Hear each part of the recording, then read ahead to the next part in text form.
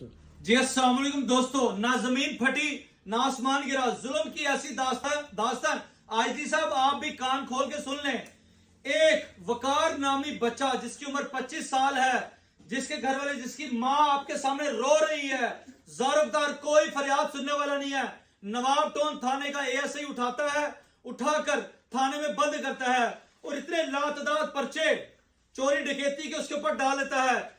जब उसे जुडिशियल किया जाता है, शनाख्त परेड की जाती है, शनाख्त परेड के दौरान टाउनशिप थाने के मुलाजम एहलकार, पुलिस एहलकार उसे उठाकर टाउनशिप थाने में बंद करते हैं।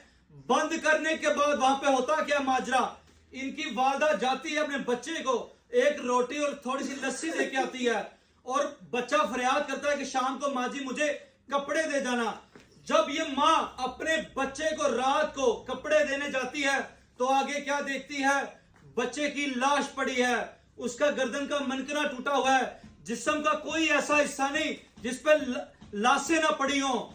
जब इन्होंने पोस्टमार्टम का कहा, डेड बॉडी का कहा, मुतालबा किया, तो इन्हें ना तो डेड बॉडी दी गई ना पोस्टमार्टम करवाया गया, बल्कि पुलिस ने अपने जेर निगरानी 1 घंटे के अंदर अंदर उसको दफना दिया गया और 2, 3, 4 दिन उस कब्र के ऊपर पुलिस एहलकार बैठे रहे ताकि ये कब्र कशाई ना कर लें, उसका पोस्टमार्टम ना कर लें।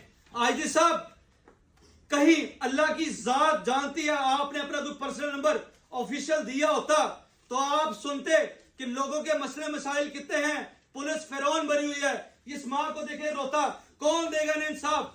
हम इंशाल्लाह सीसीपी को, आईजी को हर प्लेटफॉर्म पे एप्लीकेशन देंगे, हाई कोर्ट इन पुलिस एहलकारों के खिलाफ रिट भी करेंगे और इंशाल्लाह पुलिस को एक अच्छा सबक देंगे और इन पुलिस एहलकारों को हम नौकरी बिल्कुल नहीं करने देंगे।